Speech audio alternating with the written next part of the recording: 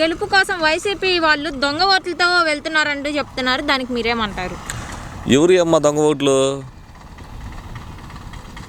అంతకుముందు టీడీపీ వాళ్ళు చేసింది ఏంది అంటే ఇప్పుడు సర్వే చేసి మీకు ఓట్లు ఉన్నాయా లేవా అని అడిగి వాలంటీర్ల చేత అడిగి సచివాలయం ఎంప్లాయీ చేత అడిగిచ్చి వాళ్ళు వేలు ముద్ర ఎత్తే కానీ ఓట్లు రావు. అలాంటిది డైరెక్ట్గా ఒక దాన్ని ఏమంటారు, ఒక ఎంఆర్ఓ ఆఫీస్లోనో ఒక పంచాయతీ సెక్రటరీలోనో అప్లికేషన్ పెడితే ఆ అప్లికేషను ఇంతకుముందు ఎలా జరిగేది, అప్రూవల్ చేస్తే ఓకే అయ్యేది. మరి అప్రూవల్ ఎవరు చేస్తున్నారు ఇప్పుడు? వెరిఫికేషన్ కరెక్ట్గా ఉందా లేదా, తనకి 18 years ఉన్నాయా లేవా అనేది వెరిఫికేషన్ చేసి అప్రూవల్ చేస్తే కానీ ఓటు రావట్లా. మరి ఇంకా దొంగ ఓట్లు ఎవరు వేస్తారమ్మా? సరే, మరి ఇప్పుడు చూడబోతుంటే షర్మిల గారి బస్సు యాత్ర గురించి మీరేమంటారు? బస్సు యాత్ర కాకపోతే ఇక ఏమైనా చేసుకునేయండి అమ్మ, చేసేదేముంది. వాళ్ళ యాత్రలు వాళ్ళ. ఇప్పుడు నారా లోకేష్ బాబు ఏం చేశాడు, ఆయన యాత్ర నా పాదయాత్ర అన్నాడు, చేసుకుంటున్నాడు. అట్టాగే చేసుకుంటారు, చేసుకునేయండి, ఇబ్బంది ఏముంది. జగన్మోహన్ రెడ్డి గారు దాని గురించి కానీ దీని గురించి కానీ ఏం మాట్లాడలేదు. ఎవరు బాధ రాలే, పండియండి. సరే, ఎంపీ కృష్ణదేవరాయలు గారు రాజీనామాపై మీరేం స్పందిస్తారు? శ్రీకృష్ణదేవరాయలు గారు ఎక్కడ గెలిచాడమ్మా? YCP party. వైసీపీ పార్టీలో నుంచి బయటికి వెళ్ళి గెలిచే స్కోప్ ఉందమ్మా? లేదు. కాబట్టి ఇవన్నీ కుదరని పనులు.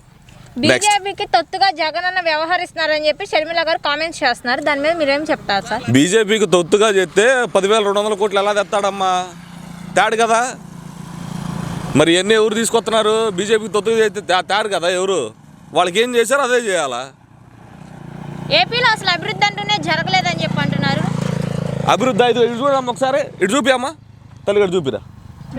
ఏంటది? జగనన్న ఇల్లు ఈడ కాబట్టి ఇలా కన్స్ట్రక్షన్లో ఉన్నాయి.